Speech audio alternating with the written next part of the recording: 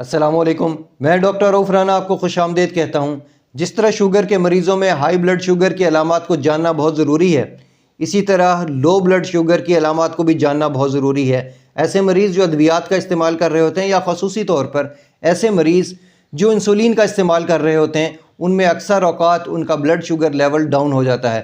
ادویات استعمال کرنے والے مریضوں میں بھی یہ چانسز ہوتے ہیں کہ ان کا شوگر لیول ڈاؤن ہو جاتا ہے۔ تو ہم آج ان علامات پر بات کریں گے کہ کیسے مریض کون سی علامات ہوں تو وہ پہچان سکے کہ اس کی شوگر لیول ڈاؤن ہو چکا ہے۔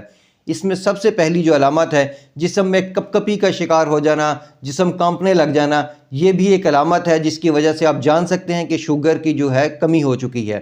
بہت زیادہ پسینہ آنا، سویٹنگ ہو جانا، چکر آ جانا، بہت زیادہ شدت کی بھوک لگنا، کیسے لگنا کہ پہلی دفعہ اتنی شدت کی بھوک لگی ہے، کمزوری کا احساس ہونا، تھکاوٹ کا احساس ہونا، دل کی دھڑکن بے ترتیب ہو جانا، دل کی دھڑکن کو تیز ہو جانا، جو مریض ہے وہ چڑچڑا ہو جائے، بے ہوشی کی کیفیت محسوس ہو، اس کو دنیا گھومتی ہوئی محسوس ہو، دھندلا نظر آنا شروع ہو جائے، یا ایسے مریض جس کو بولنے میں بھی دشواری ہو جائے، تو یہ شدید ترین شوگر کم ہونے کی علامات ہے۔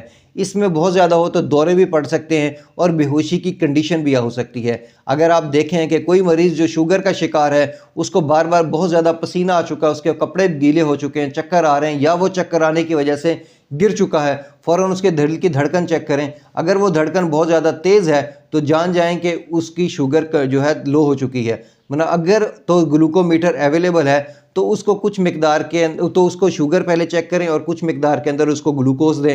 اگر شوگر چیک کرنے والا آلہ موجود نہیں ہے تو احتیاطی طور پر چند معمولی مقدار کے اندر کوئی گلوکوز اس کے منہ میں ڈالا جا سکتا ہے اور فوری طور پر ہاسپٹل لے جایا جائے تاکہ اس کا علاج بر وقت کیا جا سکے۔